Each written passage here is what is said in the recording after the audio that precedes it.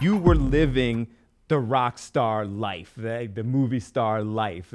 Was it everything that it was cracked up to be? Everything we out there thought it was? It probably was a bit more than people realize in some ways, and then a lot less the cost. No one ever sees the cost of when you travel and you tour and you go on tour for 3 years, like we did when we first began, basically,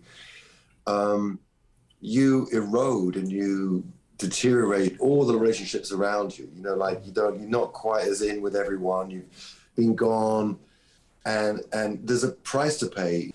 And so there's that human cost that anyone in a band, that's every band, that's every single band, every single genre, that by being away, it costs the family, it costs the friends, it costs the parents, so I'm not, I'm not playing a violin. I'm just saying that's the reality, that no matter who you are, the effort that it takes, the kind of sacrifices that have to be made are real. Doesn't sound like the violin. I think what's interesting, and the reason I like having those kind of conversations, is because I don't think that most people get it. Like, most people sit back and go, man, I would do that. I would trade that life. I would be on the tour forever and everything's all good. And so it's interesting when you hear it. That is the basis of the kind of like madness of FOMO, because there's that great Jordan Peterson concept of, like, you might see a guy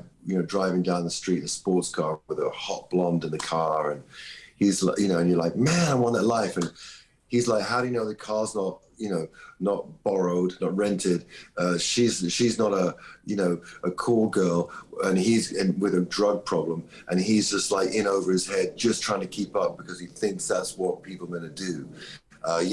We hear stories of young bands coming in and take their entire advances to go buy a big car so they can like flex. It's like, you got to live, you got to eat, you got to make the music, you got to pay people to help you.